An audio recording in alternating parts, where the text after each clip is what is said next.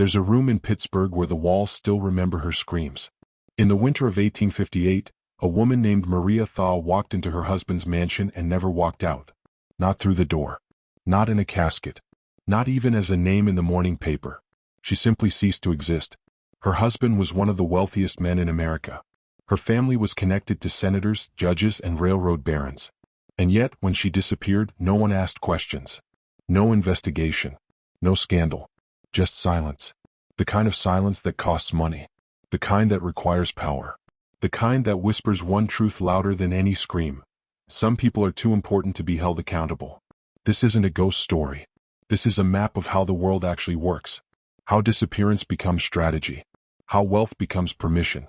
How a woman's life becomes negotiable the moment it threatens the wrong empire.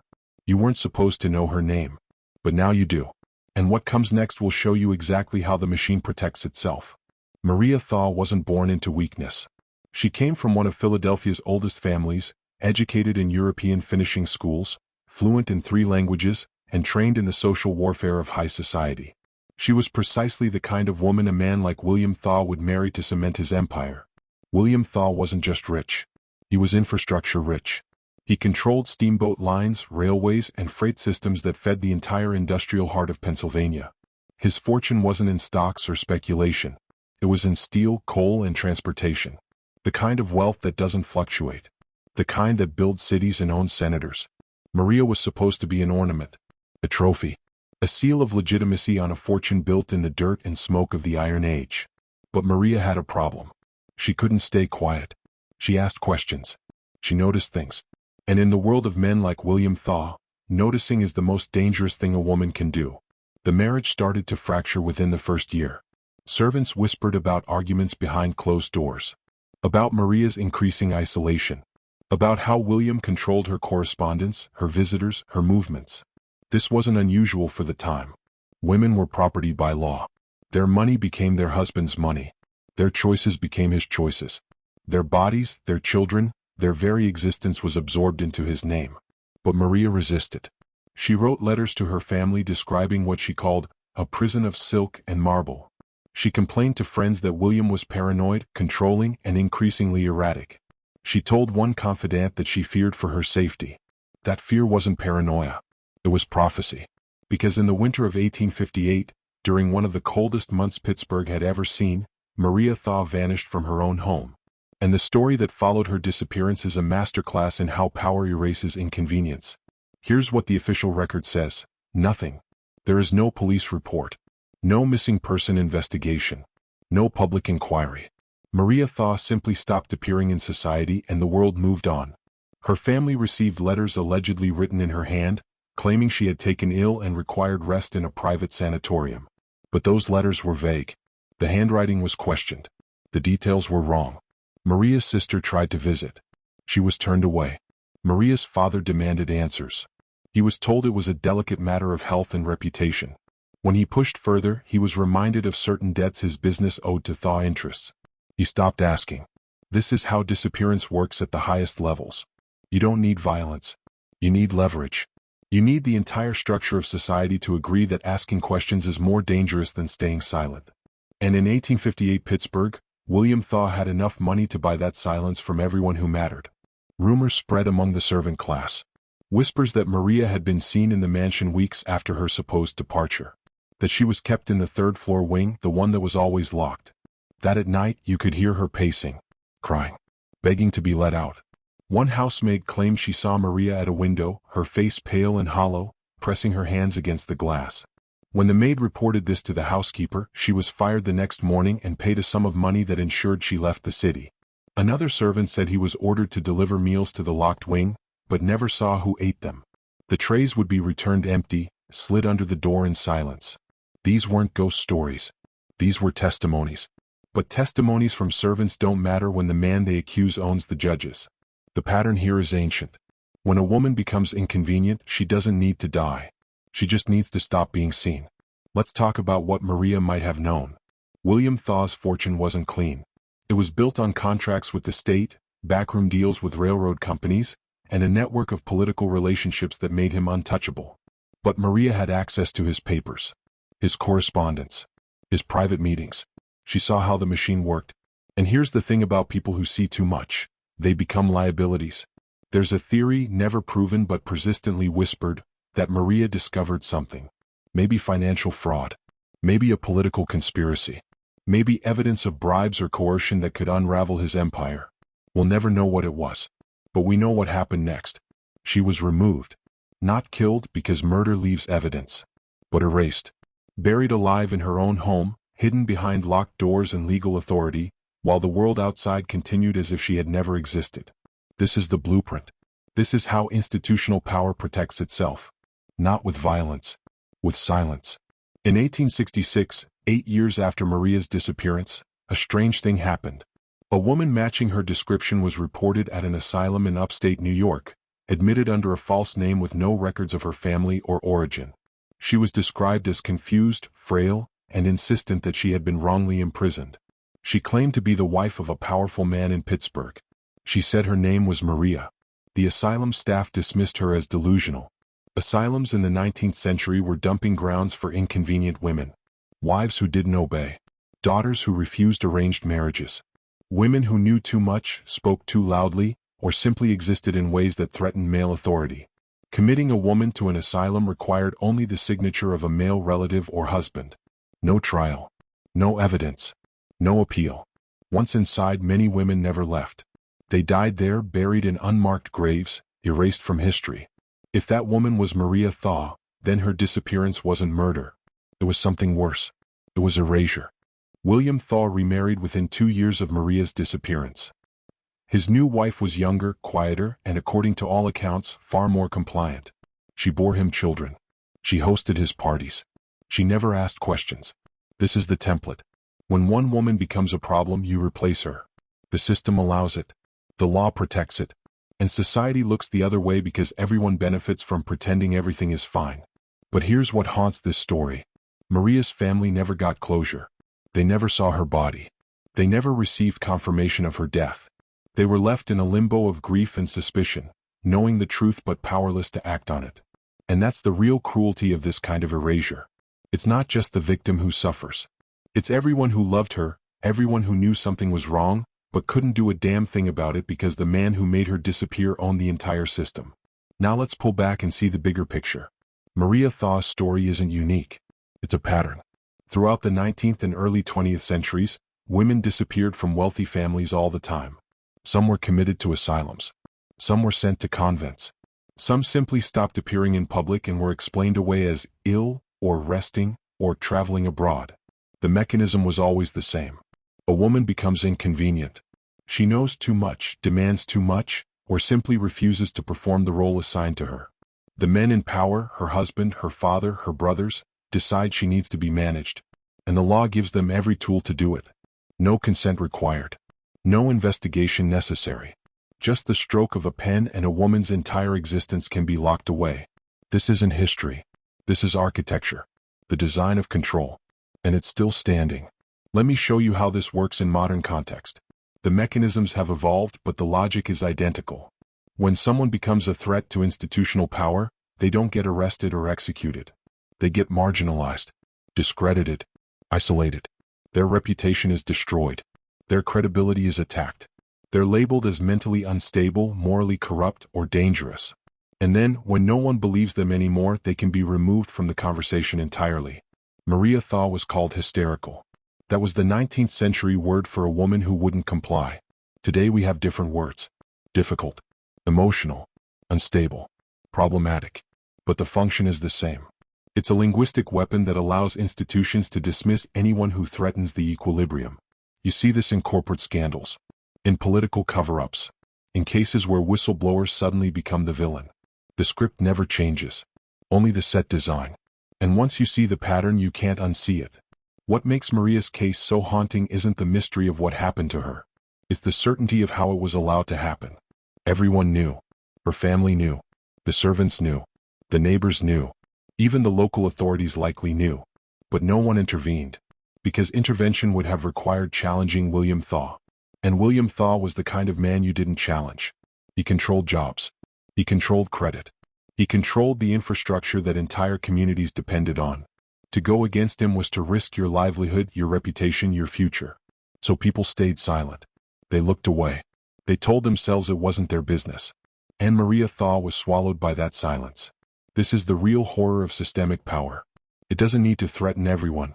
It just needs to threaten enough people that the rest fall in line. And the machine protects itself, not through force but through fear. Here's what you need to understand about the Gilded Age. It wasn't just a period of wealth. It was a period of consolidation. A handful of men, industrialists, railroad barons, oil magnates, accumulated more wealth and power than entire nations. And they did it through monopoly, corruption, and political control. These men didn't just own businesses. They owned politicians. They owned judges. They owned the media. And when you own the systems that define truth, law, and justice, you can rewrite reality itself. Maria Thaw's disappearance is a footnote in that larger story. But it's a revealing footnote, because it shows how personal power was wielded at the micro level. How a man could erase his wife with the same ease he might cancel a contract. How the legal system was just another tool in the hands of those who could afford to use it. This is the world the powerful built. And in many ways it's the world they still control. Let's talk about the psychology of erasure. When you remove someone from the record, when you make them disappear without a trace, you're doing more than eliminating a person. You're eliminating a narrative. You're erasing their version of events. Maria had a story. She had grievances. She had evidence of something that made her dangerous enough to silence. But when she disappeared, her story disappeared with her. No one knows what she saw, what she knew, what she was going to reveal. And that's the point. Erasure isn't just about removing the person. It's about removing the truth they carry. This is why authoritarian regimes burn books, destroy records, and rewrite history. Because if you control the archive, you control the past. And if you control the past, you control the meaning of the present. Maria Thaw's erasure was personal, but the logic behind it is universal. And it's still in use today. There's a moment in every hidden history where you realize the truth doesn't matter.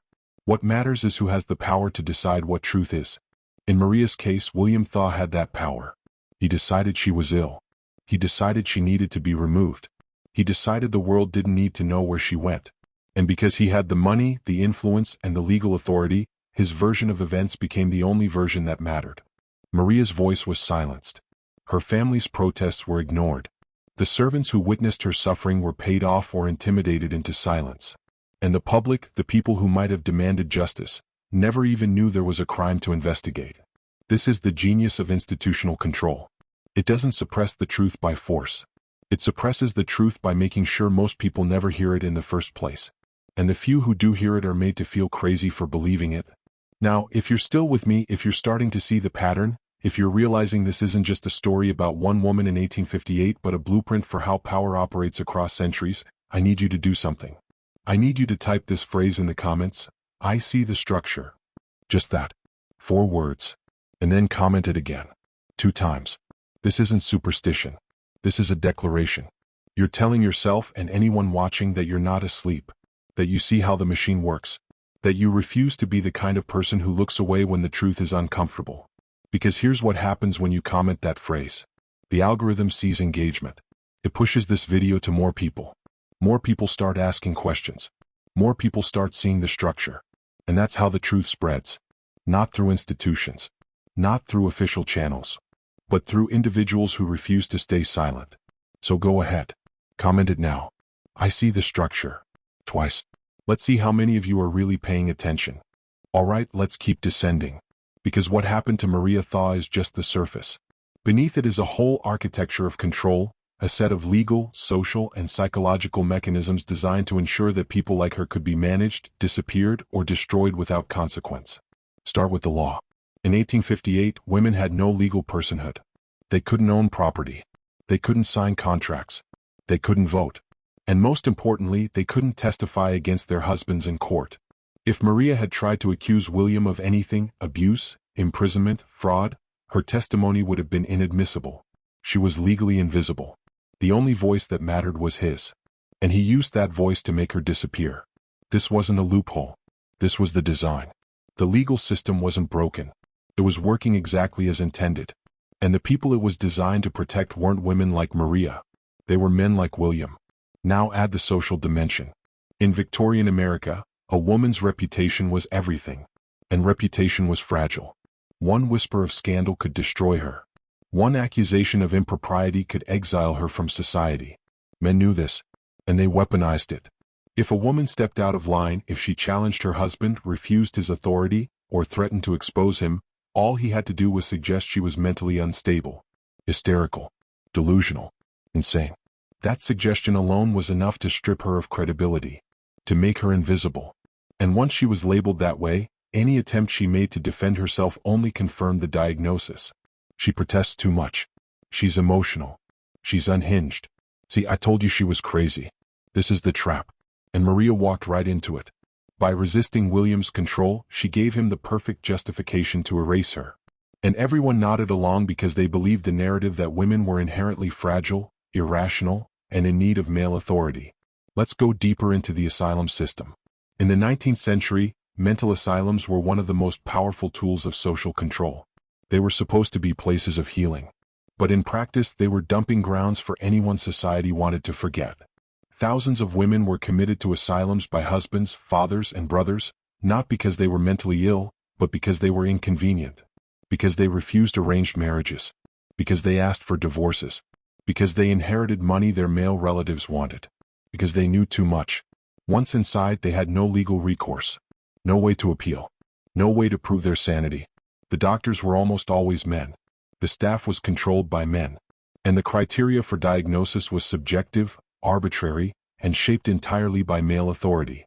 A woman could be committed for reading too much, for excessive religious enthusiasm, for challenging her husband.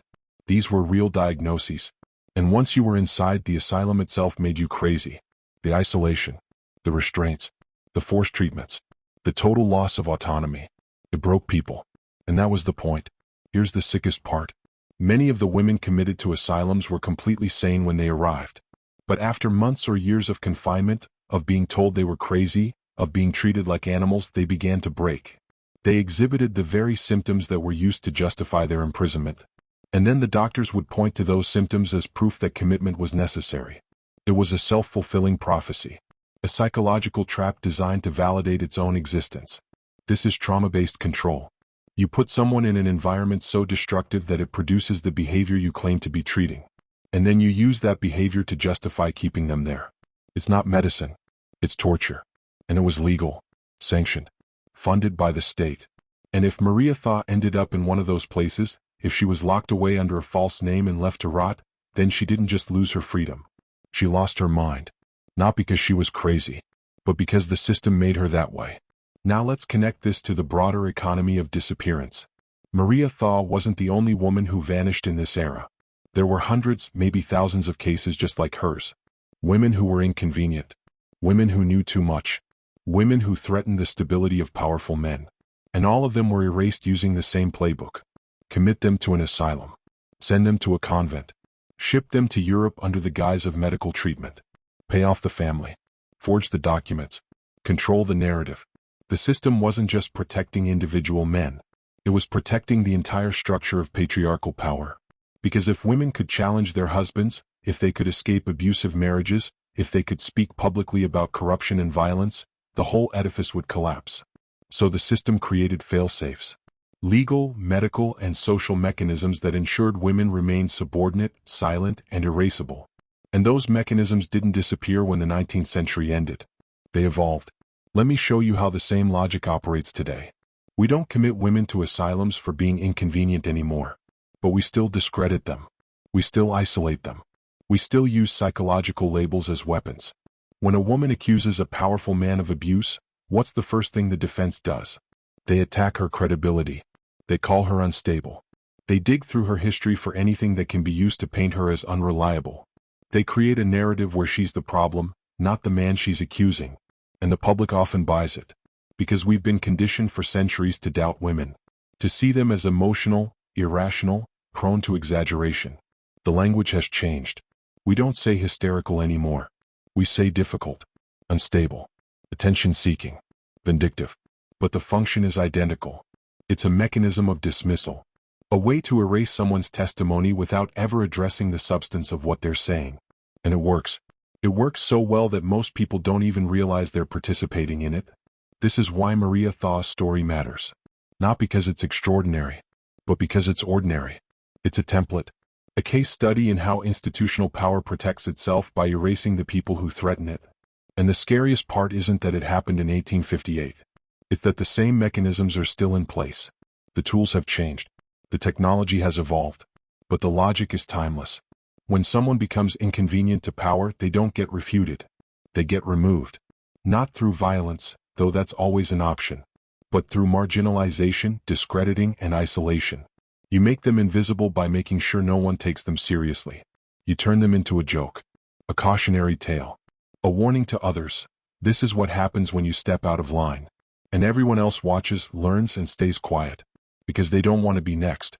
This is the structure. And once you see it, you can never unsee it. Let's talk about William Thaw's later years. He lived to a ripe old age, respected and powerful until the end. He was never investigated, never questioned, never held accountable for what happened to his wife. He died surrounded by wealth, influence, and a second family that carried his name forward. History remembers him as a captain of industry, a builder of railroads, a pillar of Pittsburgh society. Maria, if she's remembered at all, is a footnote, a rumor, a ghost story whispered in the margins of Gilded Age history. This is how power wins. Not by destroying the truth but by outliving it. By ensuring that the official record reflects the narrative they control. And by the time anyone thinks to question that narrative, everyone involved is dead and the evidence is gone. What's left is myth. And myth is easy to dismiss. But dismissing myth doesn't make it untrue. It just makes it easier to ignore. There's a broader lesson here about how history is written. It's not written by the people who live through it. It's written by the people who survive it. And survival is a game of power. The powerful survive. The weak disappear. And the story that gets passed down is the one the powerful want you to hear. Maria Thaw has no biography, no memorial, no historical marker. But William Thaw has all of those things. His name is on buildings, on streets, on corporate histories and genealogies. He's been enshrined, celebrated, immortalized, not because he was a good man, but because he had the power to control how he would be remembered. And that's the real conspiracy here. Not some shadowy cabal pulling strings in the dark, but the simple, brutal fact that the people who write history are the people who win, and the people who lose are erased, not because they didn't matter, but because remembering them is inconvenient to the narrative. Here's what gets me. Maria had people who loved her, a family, friends, people who knew something was wrong, and yet none of them could save her, not because they didn't try, but because the system was designed to prevent exactly that. Her father had money but not as much as William. Her family had connections but not as powerful as his. Her friends had concerns but no legal standing to intervene. Every path to justice was blocked. Every attempt to demand accountability was shut down. And eventually they gave up. Not because they stopped caring, but because they realized the fight was unwinnable. This is the genius of systemic power.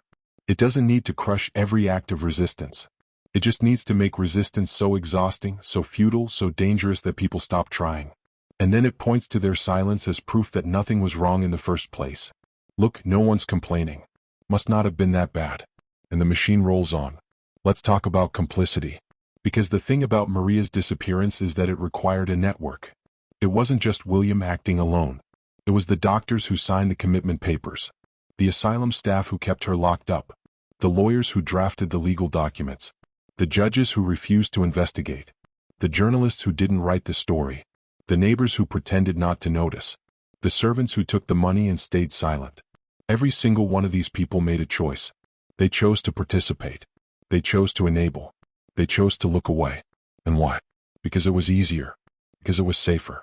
Because going against William Thaw meant risking something they weren't willing to lose. This is how atrocity becomes normal. Not because everyone is evil, but because most people are cowards. And the system rewards cowardice. It punishes courage. And so the machinery of injustice is operated not by monsters, but by ordinary people making ordinary compromises. And that's more terrifying than any villain. Now think about what this means for you. Right now. In your life. How many times have you seen something wrong and said nothing?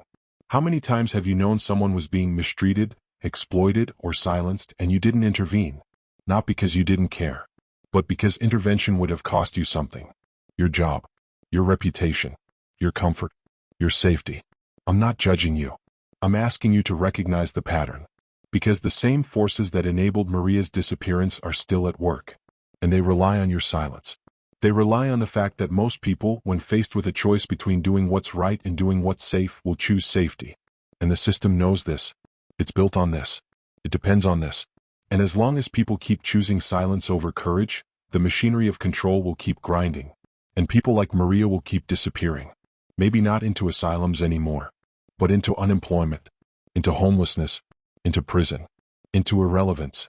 And the world will keep pretending it's not happening. Here's the part that should haunt you. We live in the most connected, most documented era in human history. We have cameras everywhere. Social media, digital records, mass communication. And yet, people still disappear. Whistleblowers still get silenced. Accusers still get discredited. Inconvenient voices still get marginalized into oblivion. The tools have changed. The speed has increased. But the logic is the same. Power protects itself. And it does so by controlling the narrative. By deciding who gets heard and who gets ignored. Who gets justice and who gets erased. The algorithm isn't neutral. The media isn't objective. The legal system isn't blind. They all have biases. They all have allegiances. And they all serve the people who fund them, who control them, who define their purpose. So when you see someone get canceled, deplatformed, discredited, or disappeared, ask yourself, who benefits from their silence? And who has the power to enforce it? Because that's where the truth lives. Not in the official story, but in who's telling it. Let's go back to Maria one last time. Imagine her final days wherever they were. In a locked room. In an asylum. In some cold, forgotten place where no one knew her name and no one cared that she was dying. Imagine the psychological horror of that. Knowing you're trapped. Knowing no one is coming. Knowing the world has moved on without you. Knowing your husband, the man who vowed to love and protect you, is the one who put you there. And knowing that if you scream, no one will hear you. And if they do, they won't believe you. That's not just physical imprisonment. That's ontological erasure. The annihilation of your existence as a person. And the cruelest part is that it didn't have to involve violence. It just required a system that agreed you didn't matter. That your voice could be ignored. That your life could be disposed of without consequence. And that system didn't just exist in 1858. It exists now. In different forms. With different mechanisms. But the core logic is identical. And that should terrify you. Here's what I need you to understand. This isn't a history lesson. This is a warning. The capacity for institutional cruelty, for systemic erasure, for the quiet disappearance of inconvenient people, it hasn't gone anywhere. It's been refined, optimized, made more efficient. Today, you don't need to lock someone in an asylum to destroy them. You can destroy their reputation with a smear campaign. You can bankrupt them with legal fees. You can isolate them by deplatforming them from every space where they might be heard. You can surveil them, harass them, exhaust them until they give up or break down. And the people who do this aren't monsters. They're professionals. HR departments, legal teams, public relations firms, intelligence agencies. They operate within the law. They follow procedure. They document everything. And when it's over, when the target has been neutralized, they move on to the next one. This is the machine Maria Thaw fell into. And it's still running. Still hungry. Still efficient. And most people never see it until it's pointed at them. Now let's talk about what you do with this knowledge. Because awareness without action is just entertainment. If you understand the structure, if you see how power operates, if you recognize the patterns of control and erasure, then you have a responsibility. Not to save the world, but to stop participating in the machinery. Stop staying silent when you see injustice. Stop looking away when someone is being destroyed. Stop repeating the narratives that serve power and erase truth. You don't have to be a hero. You don't have to sacrifice yourself. But you do have to make a choice. Are you going to be someone who sees the structure and does nothing? Or are you going to be someone who refuses to let it operate unchallenged? Because here's the thing. The system relies on your compliance, on your cowardice, on your willingness to prioritize your comfort over someone else's life. And the moment you stop complying, the moment you start questioning, speaking up, demanding accountability, you become dangerous. Not because you're powerful, but because you're awake. Maria Thaw never got justice. She never got vindication. She never got her name cleared or her story told in a way that honored her suffering. But you're hearing it now. And that matters. Not because it changes the past, but because it changes you. Because once you know this story, once you understand the forces that destroyed her, you can't pretend you don't know how the world works. You can't claim ignorance. You can't hide behind the comfortable lie that the system is fair, that justice is blind, that truth always wins. Because it doesn't. Power wins. Unless people refuse to let it. And refusal starts with knowledge. With seeing the structure. With recognizing the patterns. And with making the decision that you won't be complicit in someone else's erasure. That's the legacy Maria should have. Not as a victim, but as a warning. A reminder of what happens when power goes unchallenged. And a call to anyone who hears her story to make sure it doesn't happen again. Let's shift perspective for a moment. Think about William Thaw's psychology. What kind of man does this? What kind of man looks at his wife, the woman he married, the woman who trusted him, and decides she needs to be erased? It's not sadism, at least not entirely. It's pragmatism. Cold, ruthless pragmatism. Maria had become a problem. She was challenging his authority, threatening his reputation, possibly exposing his corruption. And in the calculus of men like William, problems get solved. Not with negotiation, not with compromise, but with elimination. This is the psychology of power. When you have enough of it, other people stop being people. They become variables, obstacles, assets or liabilities. And when someone moves from the asset column to the liability column, you liquidate them. Not because you hate them, but because their continued existence is inconvenient. This is the scariest kind of evil. Not passionate, not emotional, just efficient. And it's everywhere. In boardrooms, in governments, in institutions that operate with enough power that human life becomes negotiable. This mindset doesn't disappear when the century changes. It just adapts. Today we call it managing risk. We call it protecting the brand. We call it strategic decision-making. But it's the same logic.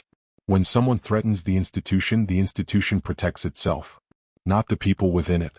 Not the truth. Not justice. The institution. And the people who run institutions, corporate executives, political leaders, intelligence officials, they've been trained to think this way. To prioritize the organization over the individual. To see people as expendable. To make the hard choices that keep the machine running. They don't see themselves as villains. They see themselves as realists, as pragmatists, as the ones willing to do what needs to be done. And that's what makes them dangerous.